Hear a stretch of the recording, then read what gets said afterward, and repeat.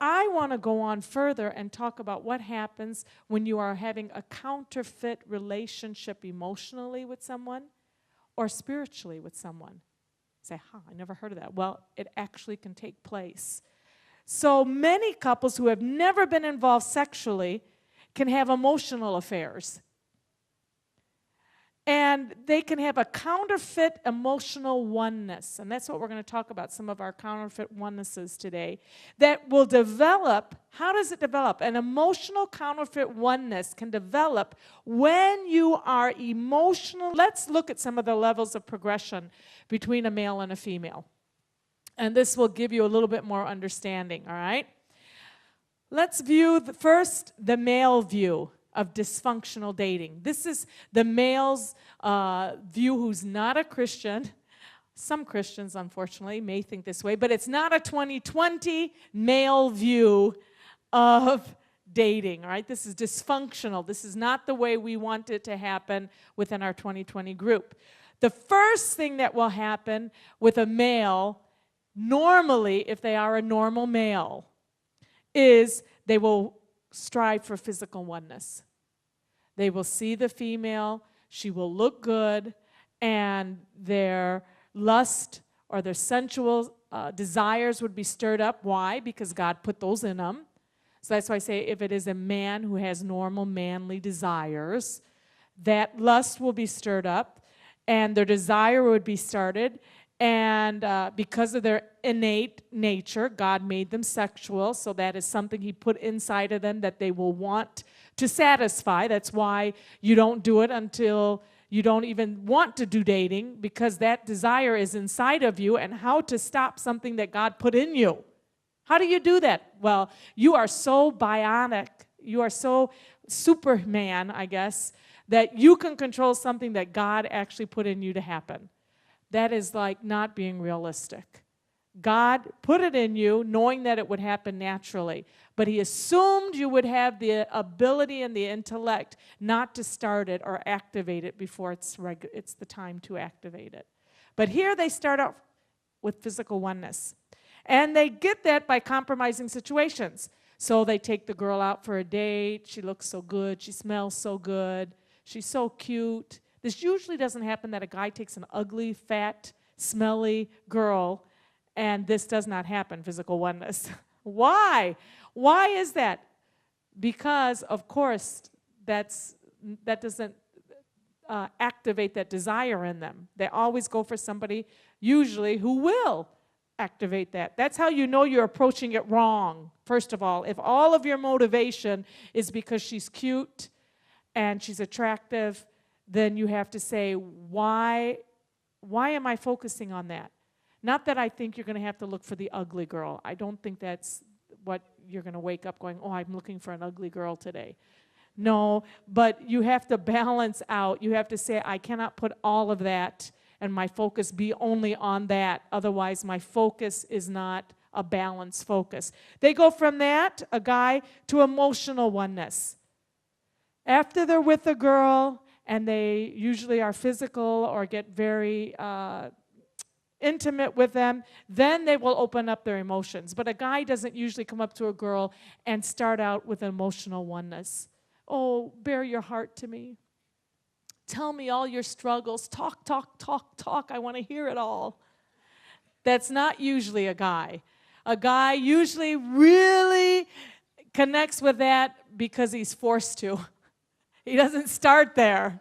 Like, tell me what your struggles are. Tell me how it is at home. Tell me about what happened to you yesterday. No, that usually comes after. Then they go to a committed relationship because they are so far into it. They've gotten physical, then they've gotten emotional with the person, listened to them, they've opened up, they care about what's happening to them, then they commit. Then comes, if it happens at all, then the oneness of spirit would actually take place. But that is so far removed that few ever get up to that. This is a dysfunctional dating pattern. Let's go to the girl's dysfunctional. The girl in dating will start out with an emotional oneness. There are very, very few girls that wake up in the morning and is looking for a guy and looking at him, oh, you're so physically attractive. I wake up and I just look at your physical. No, girls are not motivated by sight. Girls are motivated by emotions. So usually how a girl gets trapped in artificial relationship or counterfeit relationship will be through her emotions. A guy will trap her through her emotions. A guy will be trapped by a girl through physical. If the girl flirts a lot, throws her body out a lot, dresses in a certain way, she can trap him. For a girl, if a guy wants to trap a girl, it's by getting close to them and listening to them and trying to really get down to, what their heartbeat is. And let's talk about, the stresses you've had and how is it with your parents? They don't understand you like I understand you. How about your friends? They don't understand. You're all alone and I'm here and I'm on the same page and I feel what you feel. And I hurt like you hurt, and nobody understands you. They don't understand me either. Isn't that amazing? Neither one of us are understood, but we understand each other. Your burdens are my burdens. What you like, man, I like. I happen to like the same poems you like. And what guy is sitting around reading poetry most of the times? But it's amazing when you're motivated. It's amazing. Wow, that lyric. We can talk for hours about poetry, about the beautiful flowers, the trees in the forest, the stars. Let's look at the stars. Aren't they just wonderful? What guy does that? They do it when they want to get on an emotional oneness with a female, because females are very drawn by somebody who cares about them emotionally. In fact, females like caring guys that care for other people, that are sensitive, that, are doing things for other people. One of the biggest things that attracted me to Brother Willoughby when I was in Bible school was that he was one of the most caring, sensitive guys on the campus. Anybody who had a problem always went to Steve. If their car didn't start, he started everybody's car. If their tires were lousy, he went out and he bought tires for people at the junkyard, and he would come back. All the girls in the school who couldn't get their tires repaired or changed, Steve would go to the junkyard, find good tires for them, bring them back, put them on their car. He was just a nice guy. Valentine's Day, he bought Valentines for every girl in the school, including the ugly and the fat ones. Every girl's box, he was kind to them. And I thought, he is such a nice person. He's just very kind to people.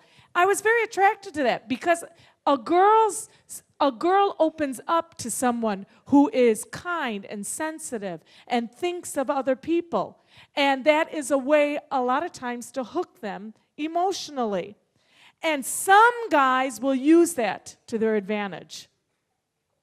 If they feel maybe they're lacking in another area, they can actually try to build up on that weakness in females and use it without pure motives, all right? So they go from emotional oneness to this guy who has stroked them a whole lot. You're beautiful. Nobody understands you like I understand you.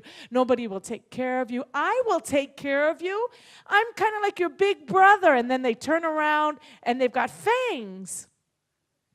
They start out so simple, just with you unaware, girls. They're going to be this person for you. And then before you know it, they had these motives all planned out. It's emotional counterfeit oneness. And from that, they try to suck you into physical oneness. This is the plan of getting a girl involved where she is. Because a girl, a lot of times, who especially loves God, will not fall into physical oneness right away. That you go through the emotion, you talk about all these great things, what you want to do, and then after they get close to you, a girl will soften up and she will start thinking about you and meditating and letting her mind go and thinking about you as a marriage partner because her emotions are involved. Then comes I wonder what it'd be like if we got married. I wonder what our kids would look like. I wonder what would happen, if I kissed him. I wonder what would happen if we were, maybe he is the one. And from that physical oneness, they give in on one thing, and before they know, then yes, their lust is involved also. And that activates in them. But it doesn't originate there like it usually does for a male. It's activated, it's stimulated through first emotions. Then they will go into a committed relationship. Very unlikely, but possible, maybe they will become one spiritually. But usually when you start at the bottom down here, you don't ever get to the top because it's the opposite way. Very hard to push your way through and break through once you've already gone the wrong direction.